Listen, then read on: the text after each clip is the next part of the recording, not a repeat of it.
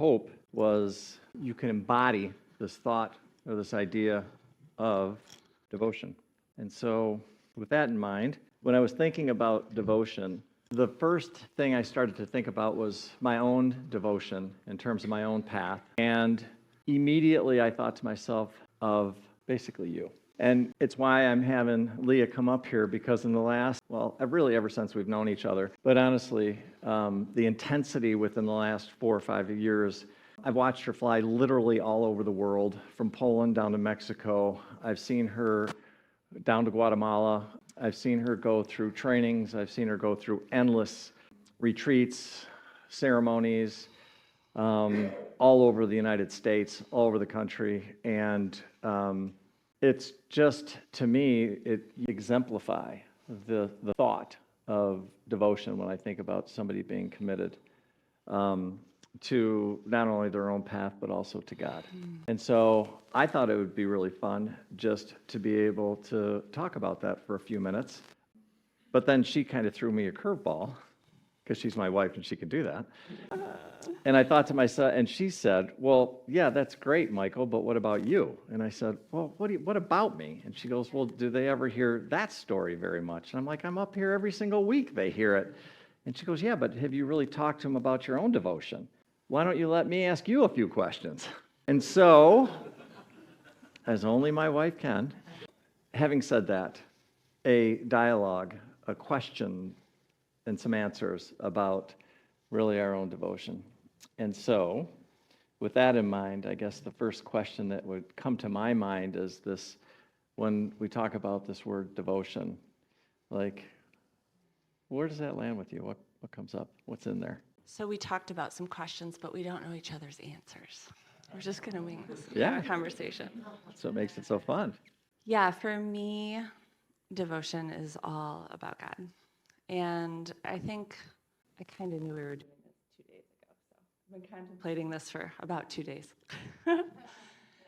I think as I think about devotion for me, I've always had a very, very deep relationship with God. That has come at a young age, but the last 6 years, I started to really receive visions.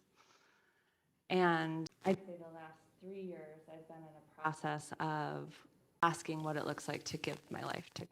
And so, for me, devotion has turned into pretty much everything I'm doing is in service to God. And that has looked like being in devotion to my body is one of the primary things, making my body strong and nourished, and devotion to my time and what I'm doing with my time. And she is very, one of the things I love about you is this: she's very protective of her time. Because I'm not willing to give that up. It's something that is just so sacred to me, and it's something that developed. So in other words, if you would have said to me 25 years ago, which is how long I've had this practice, yeah, I need you to get up at 5 o'clock in the morning and do nothing but devotion and spend time in prayer, meditation, and all this other stuff for 2 hours a day. And by the way, you've got to implement this for the rest of your life.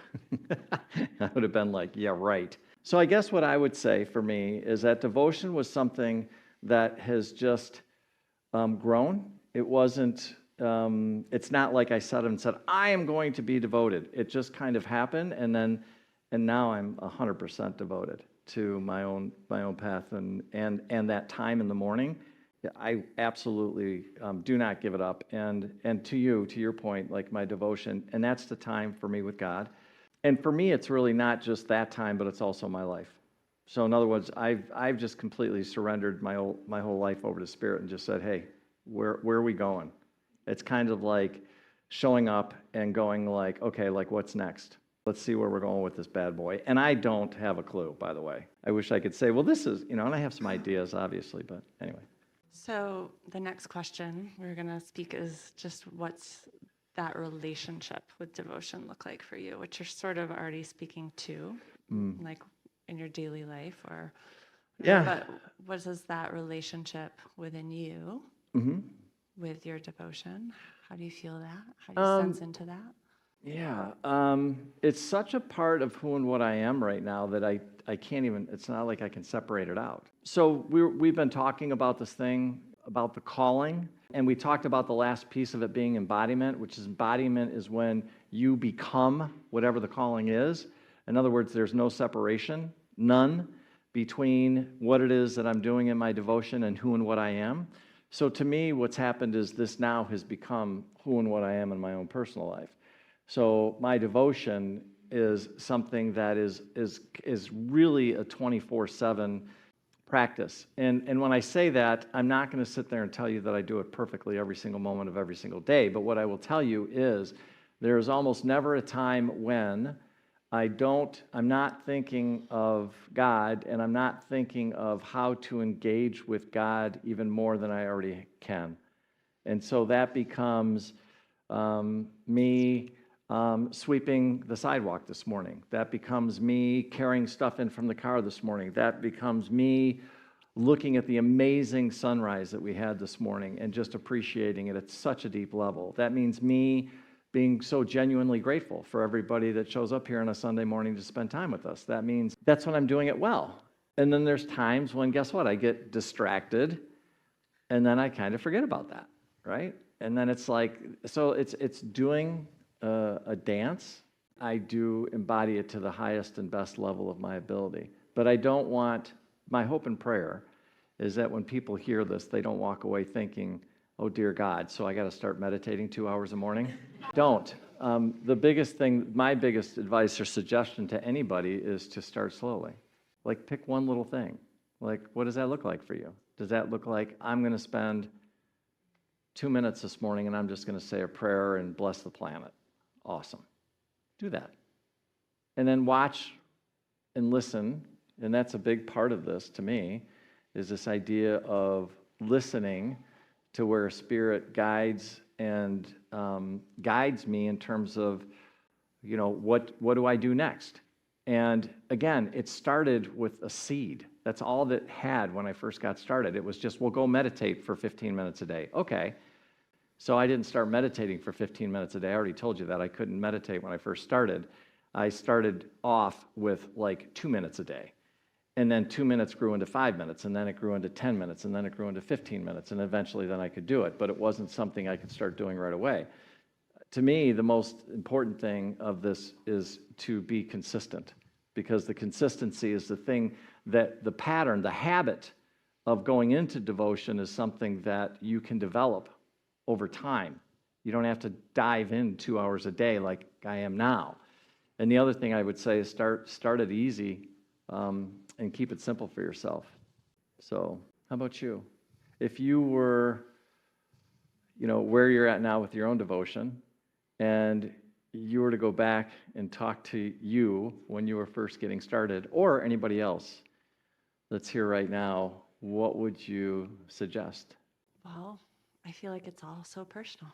I think in thinking about devotion, for me, I think people think of that word as something to do.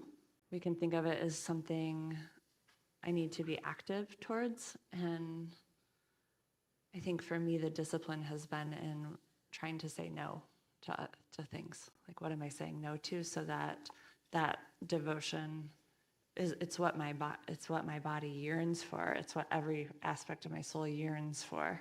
And so the work is to create space to allow that devotion to be expressed, to have life.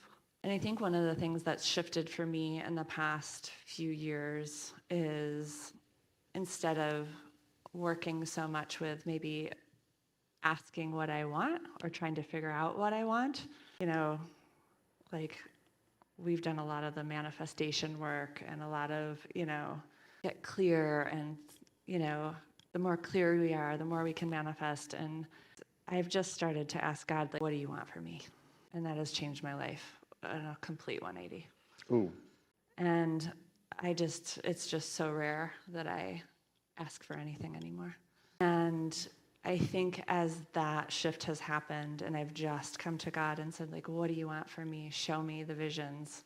And part of my practice, as you know, is I take about 4 to 5 weeks a year to just be in presence with God, to just be still. I call it dance with God. And do a very simplistic diet for about 4 weeks to go into that space. And it's like deeply contemplative, and it's where I get my marching orders. Michael has to put up with me coming out of that space with lots of new ideas.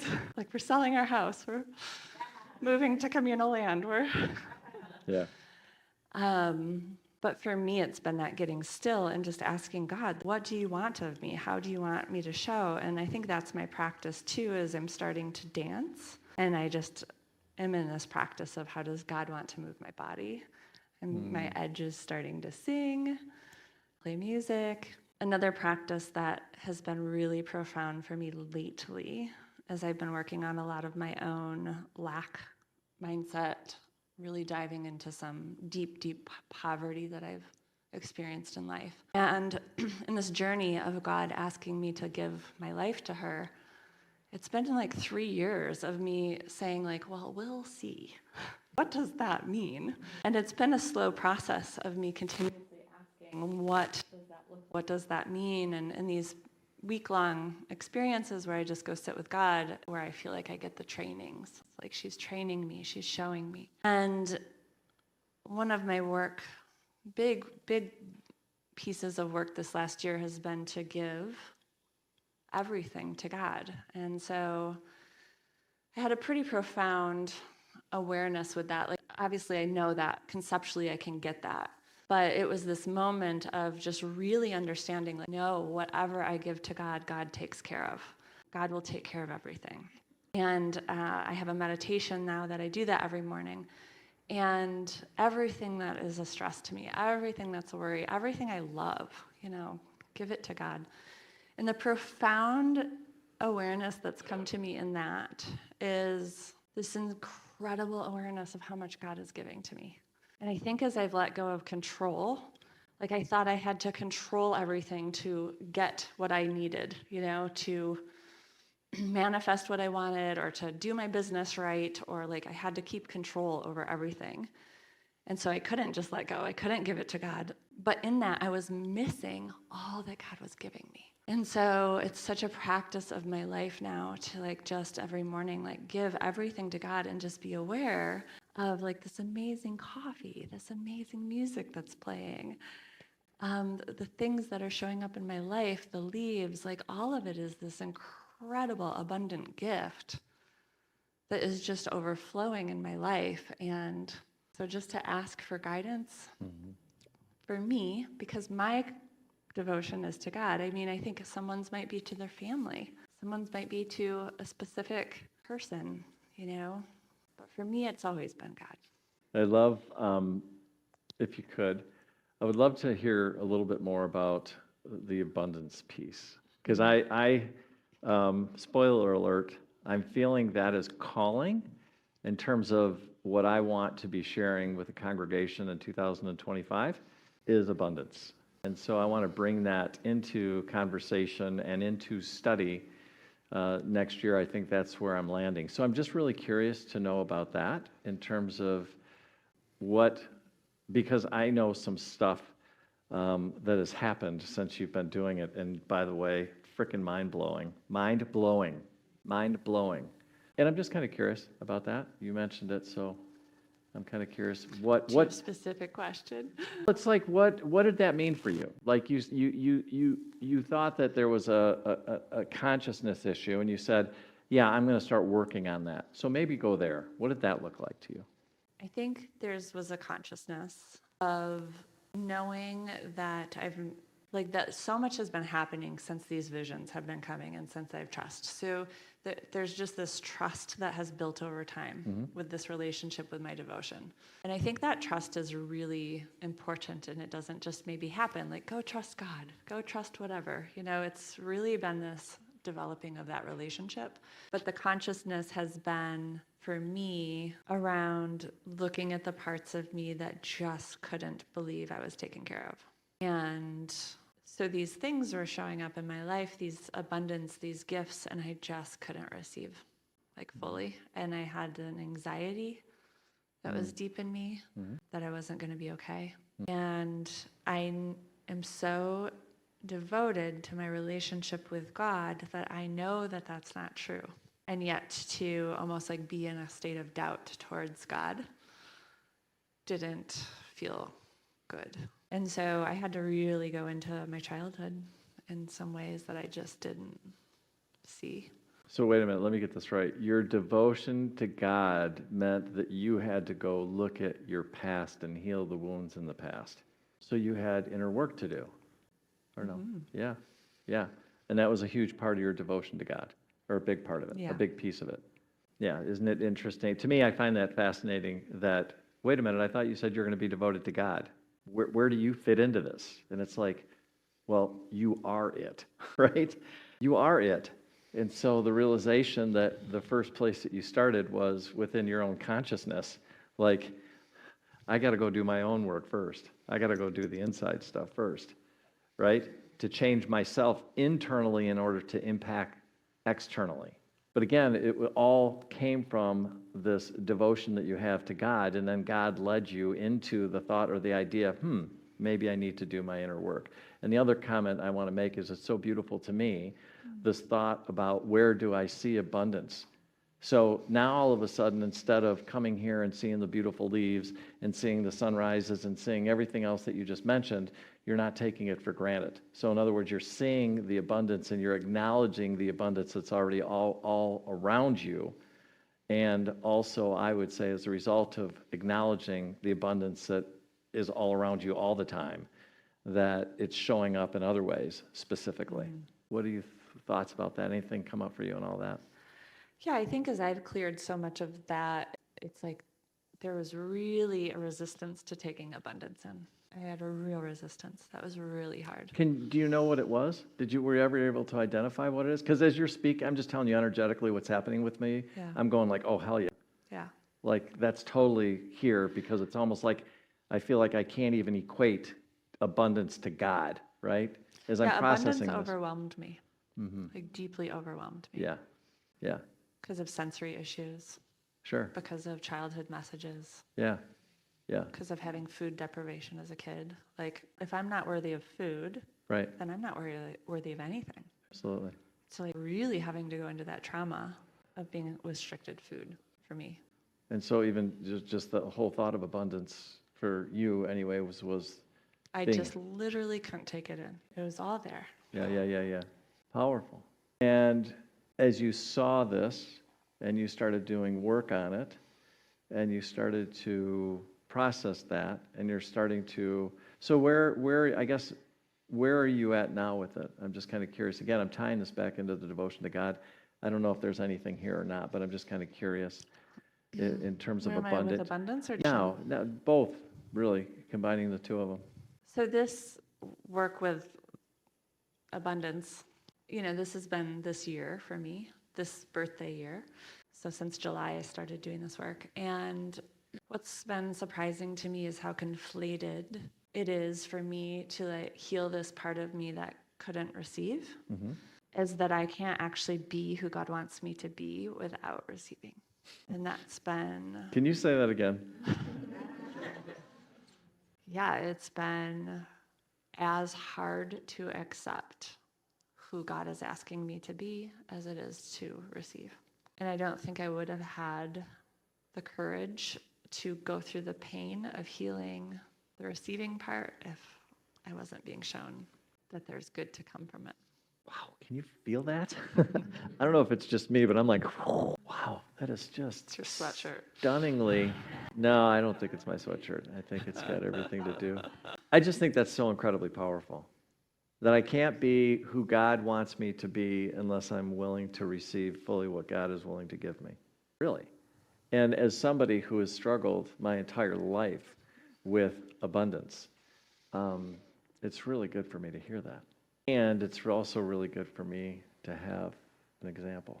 So I am incredibly grateful for your example of not only abundance, but also your example of devotion. It might have something to do with why I love you and why I married you. Maybe. We're pretty into this stuff. Yeah, we're pretty into this stuff. Thank you. Love you. Is my mic working or no? Is it back on? All right, cool. Oh, I love, ooh, this is so juicy, right? There's so many parts. How many people took notes? The thing I love about devotion, the thing I love about God, the thing I love about life, the thing I love about awakening, the thing I love about the energy and the power and everything else is that it's this understanding that actually when we acknowledge who and what we really are, then all of a sudden we realize that we're not separate, we're not alone, we're actually held, and that we can actually heal. And when all of a sudden that starts to settle in, you sit there and go to yourself, you mean I don't have to sit over here and be a victim? And to me, that's one of the greatest lessons I've learned my entire life is I lived a lot of time over here. And then all of a sudden when I realized, oh, wait a minute, I'm part of this thing called the divine, there's no separation, and this thing loves me, but I've got my own work to do, then all of a sudden I start doing that work, and guess what starts happening? Oh, I don't know, maybe this, right? And I think that's one of the most beautiful things that walking into these doors has taught me, is that I can do it with a group of people that are committed, they're devoted to their own path. They're devoted to their own journey. They're devoted to their own divinity. They're devoted to love. And when that becomes something that's not scary, when all of a sudden you can look at yourself and go, yeah, you know what, I'm worthy of that, and that I can do something about it, that's when all of a sudden you go from being over in victim mode to coming over to here where you become powerful, which is where we're always meant to be, always. And I would also say that each and every one of us have our own journey, and that journey has brought us right into the spot right here and right now. And your journey is absolutely flawlessly perfect. Every single moment, every single thing that you did, every choice that you made was 100% what you needed to do to get you here. Now, my question to you is the same question I asked you last week is, what are you going to do about it? Are you going to stand over here and be a powerful creator and say, I can do something about this? I can change my life. I can change those areas that I want to change in my life. Or are you going to sit over here and still be a victim? Because I'm telling you, every single moment, every single day, because of who and what you are and who and what this universe is, the universe is asking you that question every single moment of every single day. And you have a choice. Because who and what you are, you have a choice. Do you want to know that you're divine? Do you want to know that you're supported by God? Do you want to know that there's nothing that you can't do? That if you want to change your life and you want to change the world and you want to make a difference, you can do that right here, right now. You are making that decision whether you do it consciously or unconsciously. Did you know that? You are. We are waking up, folks. Humanity is waking up. We are waking up. Do you want to do it consciously or unconsciously? Choice is yours. I'm never going to tell you you should or shouldn't do something. You know that. That's not what I do. I hope that we present opportunities for people to look at things and go, oh, you mean I could do it this way? And then go within, go within, go within. What did Leah do? Oh, I think I got some work to do here about abundance. I think I'm going to go do some work on abundance. Whose work was it? Hers. We all have work to do, all of us. And we can choose not to do that. We can. And I didn't for a long time until I made a decision to do it. So anyways, you're amazing. You're beautiful. You're divine. You're loved. You're valued. You are heard. You are important. You matter. We need you. Each and every one of you. We need you. Thank you for being who and what you are. This amazing, brilliant light of the divine. We are grateful to have you.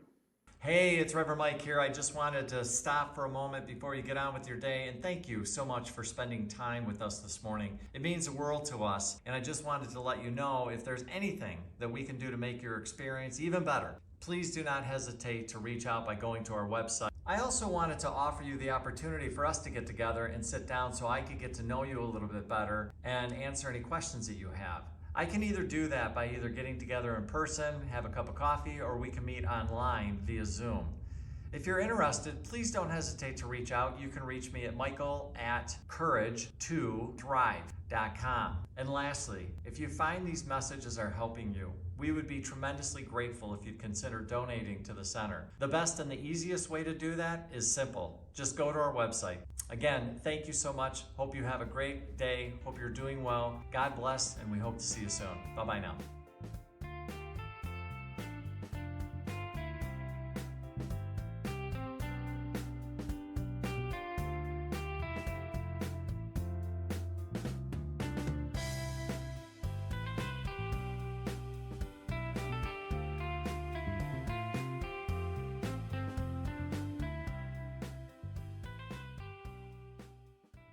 Thank you. God bless. Namaste. Namaway.